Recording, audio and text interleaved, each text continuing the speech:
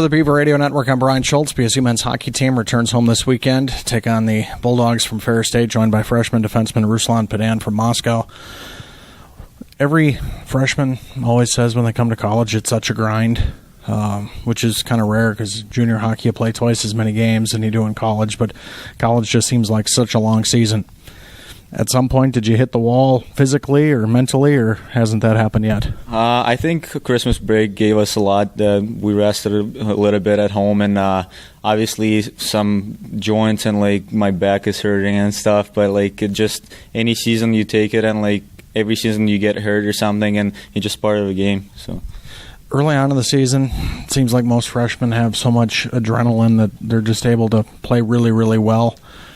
Middle part of the season, things start to wear on them. And has anything gotten frustrating throughout the course of this year or not?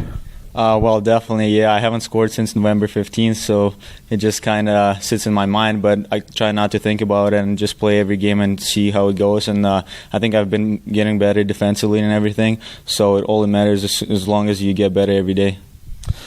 On to the Olympics. You being from Russia, I know that there's like 8 or 9 time zones in the country, so how far away is Moscow from Sochi? It's a 2-hour flight. I was just talking to my dad a couple of days ago. He was there for the opening ceremony, and he's flying there for the game, Russia against the U.S. So I know that there's a lot of differences as far as the economy in one part of the country to the other. The two cities are all similar?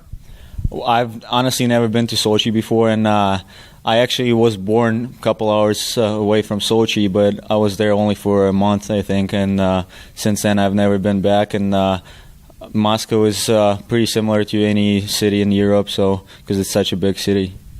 What does it mean to the country to be able to host the Olympics? Well, it's always great to have the Olympics in your country, and especially for the athletes, it's just such an great atmosphere and everything, just when your fans are cheering for you and everything like that.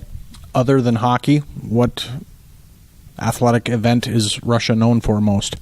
Figure skating for the Winter Olympics.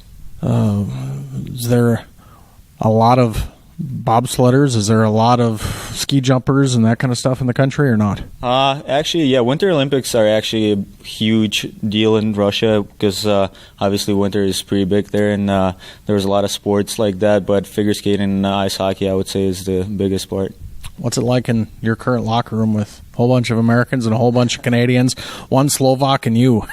It's actually kind of funny. Like today I came to the rink and I heard Jeff Jubinville talking about Russian girls because they're looking pretty good, and every day like that it's just pretty funny because somebody would say something about Canada, somebody would say something about Russia, and just it's pretty good atmosphere in the locker room. All in good fun though, right? Oh yeah, yeah.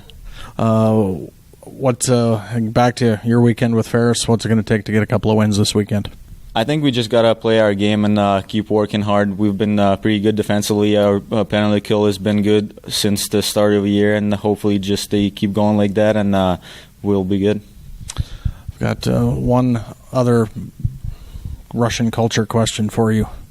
I've always heard of borscht. I looked at a picture of it. It did not look very appetizing.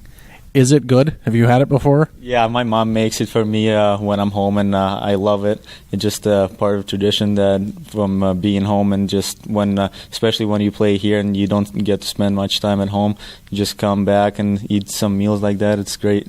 Best of luck this weekend, Ruslan. Thank you.